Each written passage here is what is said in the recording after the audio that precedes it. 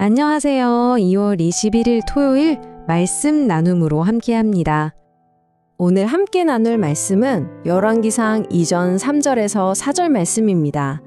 내 하나님 여호와의 명령을 지켜 그 길로 행하여 그 법률과 계명과 율례와 증거를 모세의 율법에 기록된 대로 지키라. 그리하면 네가 무엇을 하든지 어디로 가든지 형통할지라. 여호와께서 내 일에 대하여 말씀하시기를 만일 내 자손들이 그들의 길을 삼가 마음을 다하고 성품을 다하여 진실이 내 앞에서 행하면 이스라엘 왕위에 오를 사람이 내게서 끊어지지 아니하리라 하신 말씀을 확실히 이루게 하시리라. 아멘. 오늘 말씀은 열왕기상 2장을 배경으로 하는데요. 이스라엘의 정말 위대한 왕이었죠. 다윗.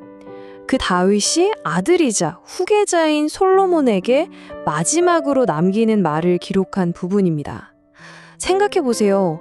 한 나라의 왕으로서 또 한 아버지로서 인생의 마지막 순간에 남기는 말이라는 게 얼마나 무게가 있겠어요.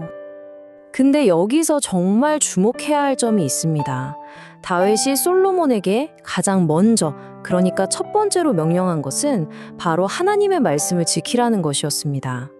나라를 어떻게 다스려라 같은 정치적인 조언이나 개인적인 당부가 아니었다는 거죠.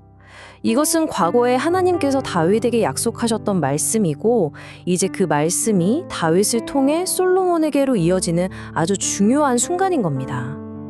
다윗의 이 첫 마디, 이 선택을 보면요. 그가 평생 무엇을 가장 중요하게 생각하며 살았는지, 그의 신앙과 삶의 우선순위가 무엇이었는지를 정말 명확하게 알 수 있습니다.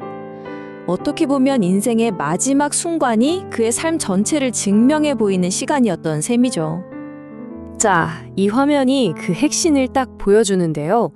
다윗은 아주 의식적으로 자신의 개인적인 생각이나 조언보다 하나님의 말씀을 먼저 앞에 두었습니다.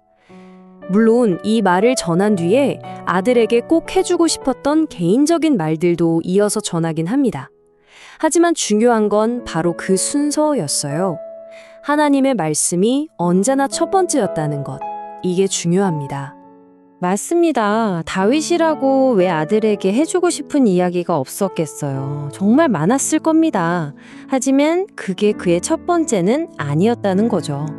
믿음의 사람은 내 생각, 내 뜻이 아니라 하나님의 말씀을 전하는 게 가장 중요하다는 걸 다윗은 자신의 마지막 순간을 통해 우리에게 똑똑히 보여주고 있는 겁니다. 자, 그럼 이 원리를 오늘 우리의 삶으로 한번 가져와 볼까요? 다윗의 이 마지막 유언은 그냥 수천 년 전의 옛날 이야기가 아닙니다. 오늘을 살아가는 바로 우리에게도 똑같이 적용되는 아주 중요한 삶의 지침이 될 수 있습니다. 그럼 어떻게 하나님의 말씀을 우리 삶의 첫 번째로 둘 수 있을까요? 방법은 명확합니다.